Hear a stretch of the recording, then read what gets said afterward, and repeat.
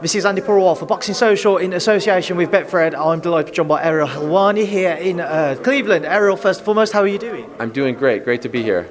I know we're in a bit of a rush because you've got to shoot off, so we get straight into it. Jake Paul-Tyron Woodley on Sunday night. When you compare Jake's past ventures into the boxing world, where does Tyron stand in comparison, especially to the Ben Askren fight? Oh, this is by far the toughest fight of Jake's career.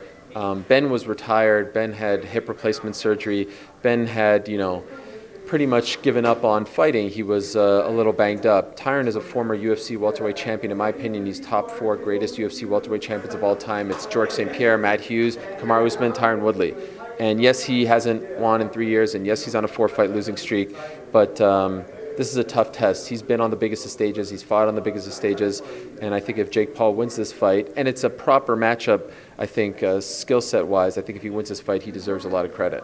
Jake's spoken openly about the likes of Conor McGregor and Usman and Masvidal amongst others. What do you make of him calling out those other names from the MMA world to try and cross over into boxing? It's very smart. He should be poking his finger at the MMA community because the MMA community is actually giving him more attention than the boxing community. And so it's become Jake Paul, the boxer, against the whole entire MMA sport. And you have all these fighters who are upset and hot under the collar and getting mad and riled up. And he's like laughing at them. They're eating out of the palm of his hand.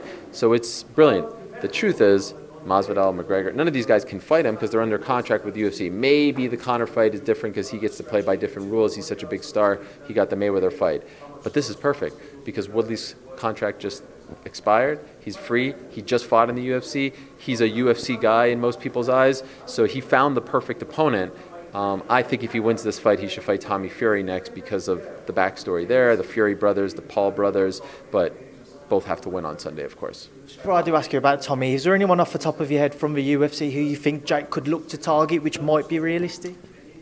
Under contract? Who's not under contract? There are names. I heard that there was maybe some talk of Michael Venom Page, who's a big deal in the UK and has some boxing. That would be fun. But no one that I think has the following right now. Dylan Dennis has been trying to get a fight with him. I think the ship might have sailed, unfortunately, for Dylan on that one. It might be easier for a Bellator fighter to get that fight because of the relationship with Showtime, but I don't think the UFC is just going to be offering up their guys to fight Jake in boxing as he's stirring the pot the way in which he is.